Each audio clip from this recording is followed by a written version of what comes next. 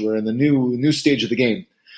Of all the countries that Israel could have made peace with, I am the most excited about the UAE. I've been to the Gulf. I've been to the UAE and Dubai, of course. And when you look at it, today we're going to talk about tech. When you look at technologically speaking, these are the two most advanced technological centers in the Middle East. Back in February, I was in Saudi Arabia for in part to talk about my book about Shalt Innovate, and which just came out in Arabic. It's now free download. And I'm going to ask you, by the way, because we are getting a small and growing listenership in the UAE. And I've advertised your book actually just yesterday in this forum that I'm a part of people from the UAE and Israel. Can you give a quick shout out to our listeners in the UAE? I'm psyched that listeners in the UAE are listening to this show in particular.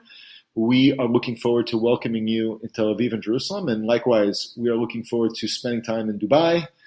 In particular, I want to come back very soon in order to see a few things. One, I want to see the Louvre that's in Abu Dhabi, and the last time I was there, I almost got to go to the tallest building in the world, but my time in Dubai I have my fondest memories of ever in the region in Dubai.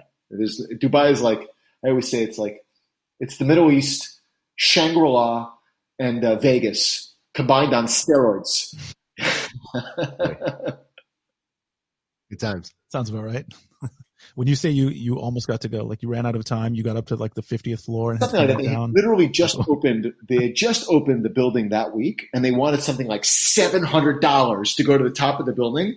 I was like, there was no way I was spending $700 to go to the top of this like super tall building to begin with. I didn't have it in me. I hear that they've dropped the prices, and I'm ready to roll. Yeah, I'm waiting to get out there as soon as this closure is over. You're excited about this. I mean, we're talking now about how, you're combining Israeli innovation, and they're really forward thinking over there. And forget the money. They're really forward thinking in how to do business, and how to build infrastructure, and how to connect globally. I mean, they're really turning into a hub of, South Asia, Middle East, East Africa. Yes. I will tell you, I mean, excited. I would say I'm like a child. I'm like a small child in a toy shop at the moment. I remember. One of my earliest memories goes back to March of 1979. My family was making Aliyah, and 3 days after Menachem Begin signed the peace accords in Washington, D.C., he wanted to meet families that were coming to Israel that week. I was very lucky in that we were selected to go meet him 3 days afterwards, and the man was absolutely beaming. We got to his suite at the Waldorf Astoria. I'll never forget, and they called our family over, and I got to climb into his lap, and he said to me, "Do you speak any Hebrew? Do you know any Hebrew?" And I said, "I only know one word."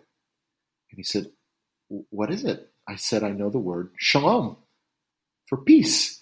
And this grandfather-like figure, literally, hugs me, wants to come to my bar mitzvah. It was really one of these amazing moments in time where peace was really around the corner. We've now experienced an unprecedented moment in time where we've now had 2 peace agreements signed, and it really is.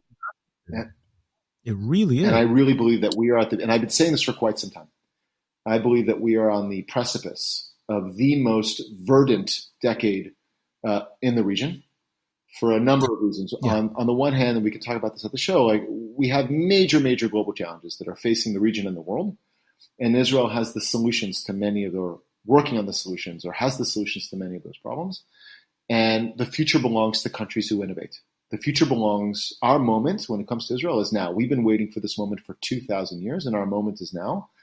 And I believe that we are going to see a whole new reality in the region and the world in the next 10 to 15 years.